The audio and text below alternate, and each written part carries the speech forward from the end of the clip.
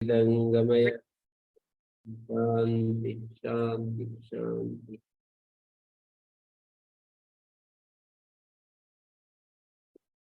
पातंजलि योग शास्त्र की 100वीं कक्षा है। इसमें ये बतला रहे हैं जो विशेष दर्शी है उस विशेष दर्शी को विशेष दर्शिना आत्मभाव विषय जो भावना है, मैं कौन था, क्या होऊंगा, ये सब निवृत्त हो जाता है। मन पूरा स्पष्ट ज्ञान से आलोकित हो जाता है। तदा विवेक निम्नम कैवल्य प्राग्भारम चित्तम।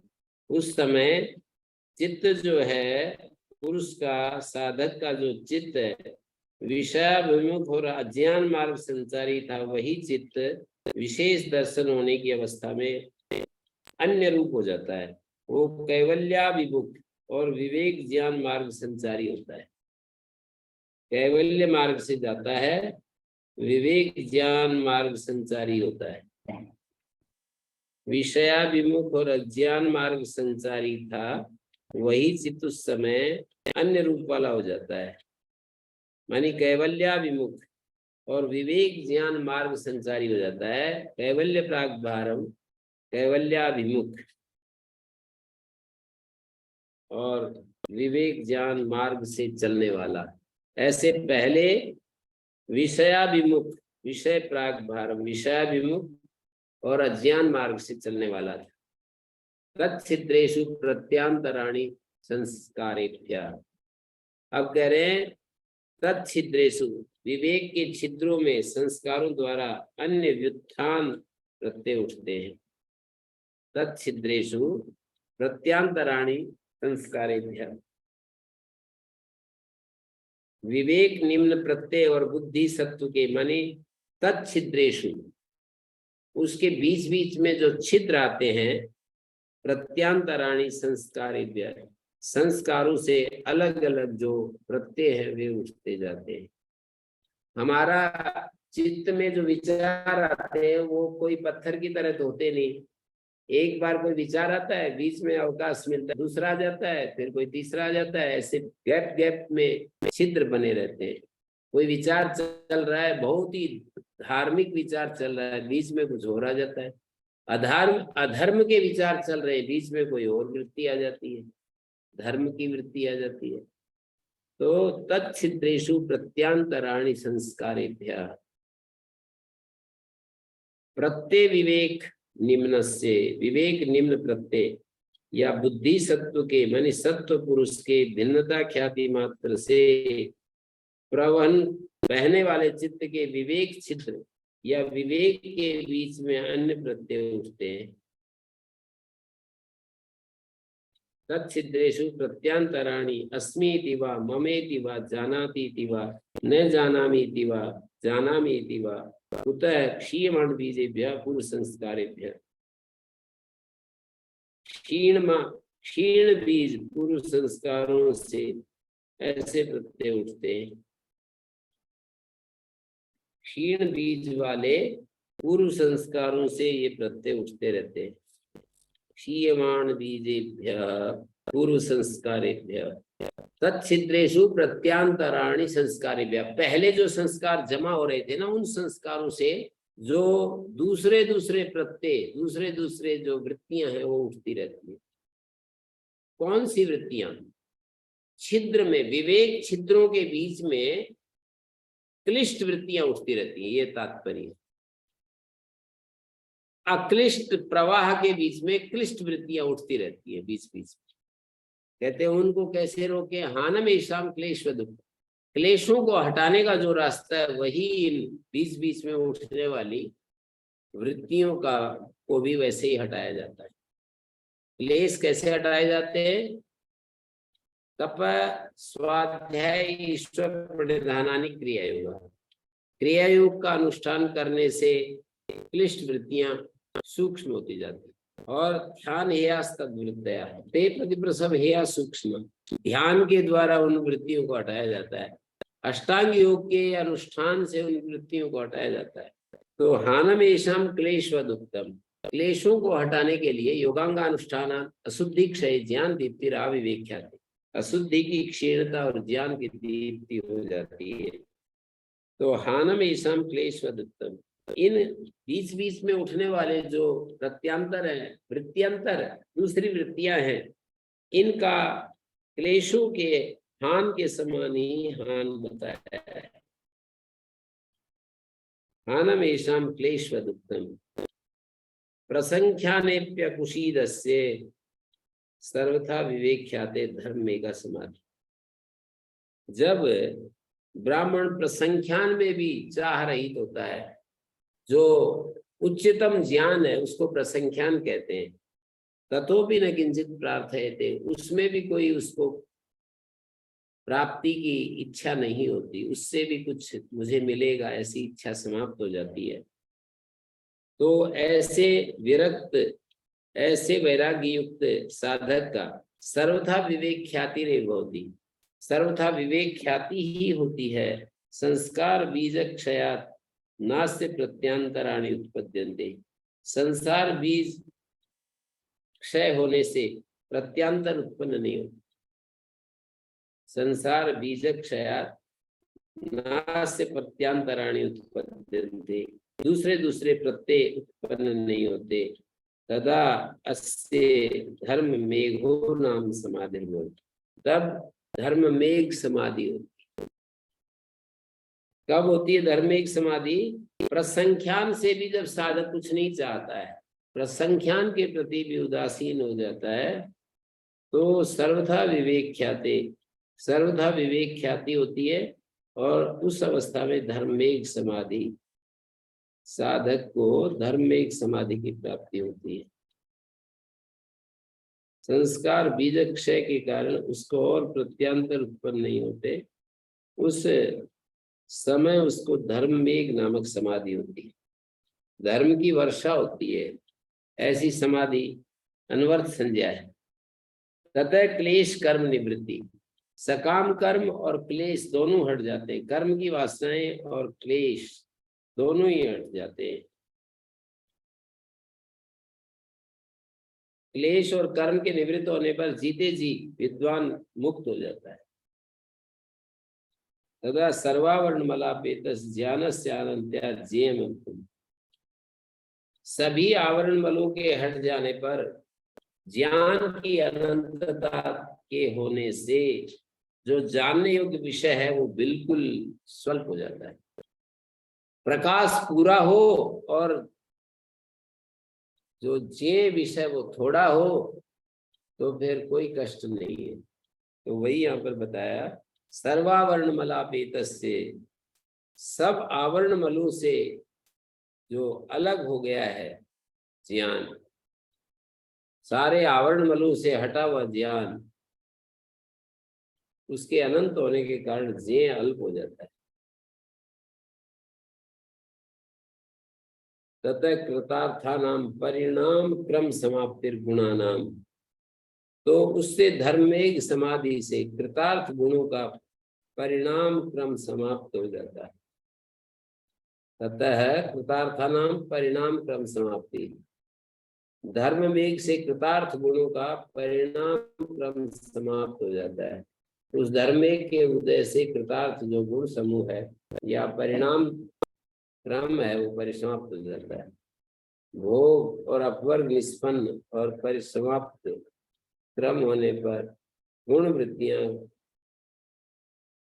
क्षणकाल भी नहीं ठहर सकती, अर्थात प्रलीन हो जाती है। कृतार्थानाम परिणाम क्रम समाप्ति, धर्मेक समाधि के उदय होने पर कृतार्थ गुण समूह, कृतार्थ गुण समूह का मतलब जो भी बुद्धि है, मन है, इंद्रियां हैं, इन सब को गुण समूह के अंतर्गत गिनते हैं। सत्व रज तम और उससे बनी हुई, उससे बना हुआ सारा हमारा व्यक्तित्व कृतार्थ हो जाता है। और कृतार्थ हुए उसके कृत भोगापवर्गा परिसमाप्त क्रम, मतलब परिणाम क्रम समाप्त हो जाता है, भोग और अपवर्ग पूरा हो जाता है। क्षणम अपि अवस्था तुम उत्सहन दे, तो कृतार्थ गुणों का परिणाम क्रम समाप्त हो जाता है। क्षण प्रतियोगी परिणाम अपरांत निर्ग्राह्य क्रम।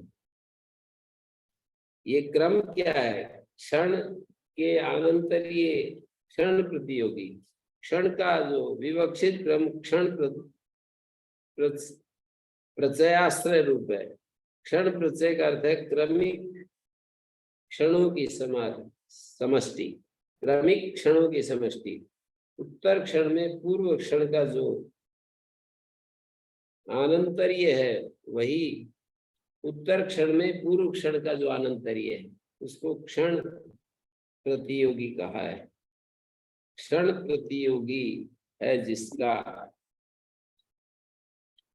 क्षण प्रतियोगी बना हुआ है जिसका, मानी क्रम का, परिणाम अपरांत निर्ग्राह्य, परिणाम का जो अंतिम छोर है उससे इस क्रम का पता लगता है। और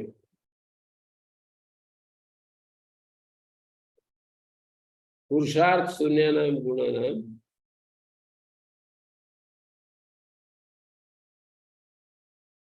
पुरुषार्थ शून्यानाम गुणानाम प्रतिप्रसव कैवल्यम। तो ये प्रतिप्रसव जो है ना, गुणों का अपने कारण में विलय होना, यही कैवल्य है। या दूसरी तरफ से कहे तो चिति शक्ति का अपने स्वरूप में प्रतिष्ठित होना कैवल्य है। चिति शक्ति अपने स्वरूप में प्रतिष्ठित हो जाती है, या तो इसको कैवल्य कहें, या पुरुषार्थ शून्य जो गुण है उनका अपने कारण में, प्रतिप्रसव का मतलब होता है अपने कारण में लीन होना। तो ये दोनों बात, एक ही बात को दो तरीके से कह दिया।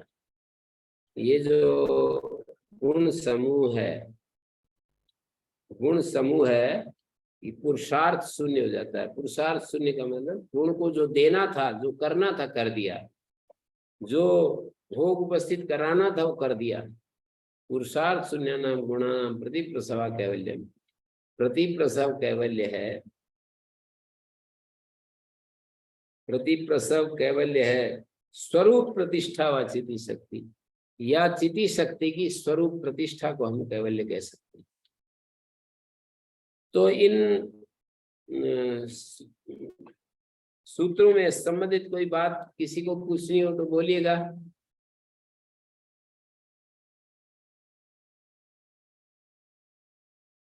ये जो सूत्र मैंने बताए, इनके बारे में कुछ आपको शंका हो रही हो, कुछ आपको चीज स्पष्ट नहीं हो तो पूछिएगा, मैं जरूर प्रयास करूंगा। गुरुजी प्रणाम। गुरुजी वो कल का थोड़ा दिमाग में समझ नहीं आ रही थी। क्या? कल जो कर रहे थे हम कि वो बुद्धि का, जैसे लोहे की और अग्नि की आपने एग्जाम्पल दी थी, और वही रूप बुद्धि और पुरुष का है। पर एक बीच में आपने बात कही थी कि चित्त किसके लिए है? चित्त चैतन्य पुरुष के लिए है। ऐसा कैसे? पुरुष को चित्त की क्या जरूरत है? नहीं, ऐसा है कि अज्ञान अवस्था में ये पुरुष के लिए है का मतलब ये है कि चित्त अब स्वयं तो किसी चीज का भोग कर नहीं सकता। जो भी चीजें जो संगतिकारी होता है वो परार्थ होता है, उसका अपना कोई प्रयोजन नहीं होता है। तो जो चित्त जो भी कुछ कर रहा है उसमें उसका कोई प्रयोजन पूरा नहीं होता। तो वो किसके लिए है? तो कहेंगे कि जो चित्त दृष्टा पुरुष के सामने जो कुछ भी उसे मिलता है वो रखता जाता है, परोसता रहता है। दृष्टा पुरुष के समक्ष परोसता रहता है चित्त। हाँ, पर दृष्टा को कुछ लेना देना नहीं है इससे ना? लेना देना कुछ नहीं है, केवल वो उसके सामने प्रस्तुत करता रहता है बस। और वो तो अपने उदासीन भाव से, ऐसा है जैसे प्रधानमंत्री जी जाए तो प्लेट के ऊपर प्लेट वहां पर रखी रहती है, और वो तो मतलब मान लीजिए थोड़ी देर के लिए उनको तो एक भी नहीं खाना हो, ऐसा भी प्रधानमंत्री होते हैं कि थोड़ा सा भी उसको टेस्ट नहीं करते, जी। देखते ही नहीं है। तो उसमें सारी चीजें जो है परोस दी गई, लेकिन प्रधानमंत्री तो देख भी नहीं रहे। तो ऐसे ही आत्मा के सामने सब चीजें परोस दी जाती है, आत्मा तो देख ही नहीं रहा है उनको। जी। है? तो ये कह सकते हैं कि ये जो संस्कार हैं वो अपने आप में ही चल रहे हैं, जैसे गुण ही गुणों में बरत रहे हैं, उसमें कुछ लेना देना नहीं है फिर उसको, हमारे दृष्टा को, हमारे पुरुष को या चैतन्य को। हाँ, पर ये इन्होंने एक बात कही ना कि चित्त जो है दोनों तरफ गति कर रहा है, दृष्टा के लिए भी और दृश्य के लिए। चित्त जब दृश्य के साथ एकीभूत होता है तो कहा जाएगा चित्त दृश्य के लिए है, और दृष्टा के साथ एकीभूत होता है तो कहा जाएगा कि दृष्टा के लिए। पर उसकी वर्किंग में फर्क पड़ जाएगा ना, जब दृश्य के साथ है तब तो इंद्रियां भी चल रही, सब कुछ चल रहा है, जब दृष्टा के साथ है तो वो क्यों परोसेगा, वो तो एक वो निर्मल चित्त नहीं हो गया वो। नहीं, वो इतना ही समझा रहे हैं कि चित्त दृष्टा की तरफ देखता है तो दृश्य को नहीं देखता, दृश्य को देखता है तो दृष्टा को नहीं देखता। और चित्त में जब ऐसी स्थिति आ जाएगी कि वो दृष्टा मात्र को देखेगा, दृश्य को नहीं देखेगा, दृष्टा मात्र को देखेगा, दृश्य को नहीं देखेगा, तो ऐसी परिस्थिति में क्या होगा? दृष्टा को देखेगा और दृश्य को नहीं देखेगा तो भोग तो होगा नहीं, और दृश्य को देखेगा तो भोग होगा। चित्त जब दृश्य को देखेगा तो भोग होगा, दृष्टा को देखेगा तो भोग का अंत हो जाएगा। जी, बस इतनी उसमें बात है। समझिए। ठीक है। भोग और अपवर्ग दो चीजें है ना। दृश्य जी। हमको दो चीजें देता है, संयोग के बाद ही दृश्य दिखाई देता है ना। दृष्टा दृश्य के संयोग के बाद ही दृश्य दिखाई देता है। तो दृश्य क्या करेगा? दृश्य क्या देखेगा, क्या करेगा?